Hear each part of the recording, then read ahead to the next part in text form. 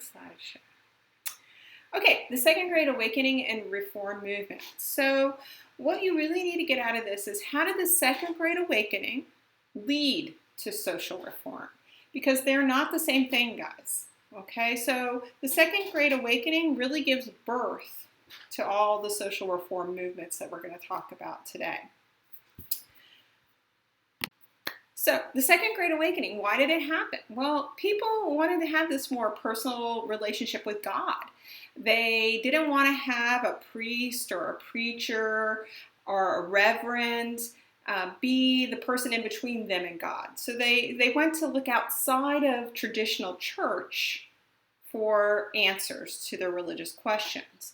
And it developed because there were a lot of these like kind of fiery preachers that were like running around. They were like on a circuit. They would go give these speeches and they'd have huge gatherings.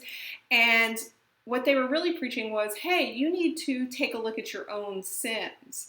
You need to self-examine and develop this relationship with God. And it led to the development of a bunch of different denominations. And a denomination is something like, they're all Christianity, right? They're all based in Christianity, but they're different. They have a little bit different beliefs. So, like Baptists and Presbyterians and Episcopalians and Catholics and tons of others. Okay? So those develop out of this movement. So what did they do? Well, they wanted this, personal relationship with God, and they wanted to examine their own sins, right? That's what they were trying to do.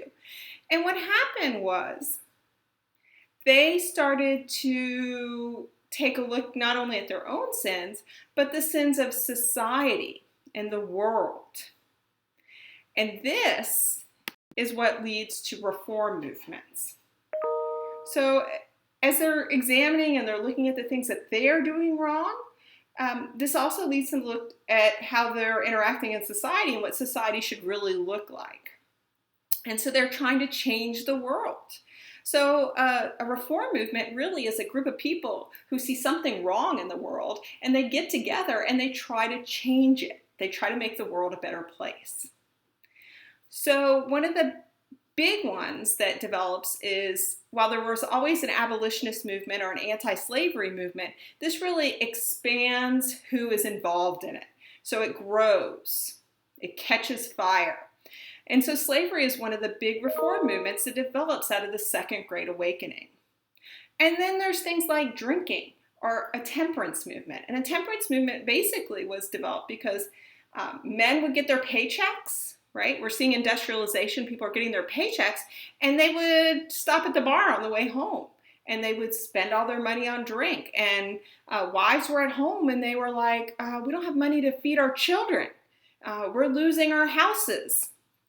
And so they saw temperance, they saw drinking as this huge sin that they needed to end. And then the women's rights movement, right? Women were very involved in the Second Great Awakening and looking at sin and looking at the sin of the world, right? Sins of the world.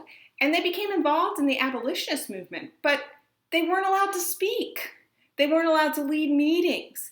And they were like, why am I fighting for the rights of somebody else to be free when I myself am not free? So they began to look for ways to improve women's lives, and in particular, the right to vote. Because if you have to follow the laws of a country, are you really a citizen if you don't have a right or a say in those laws? And so women began to fight for that. So the key here to remember, guys, is that the Second Great Awakening in and of itself is not very important. It's these reform movements that catch fire. This idea that we're going to make society better. And these are just three, guys. There were tons of ways they wanted to make the world a better place. And it's a super exciting time because really what it ultimately is we're headed towards, and what we've been headed towards for a long time, is a reckoning with slavery. And we're going to end up in a civil war. So keep that in mind. Hopefully this helped a little bit.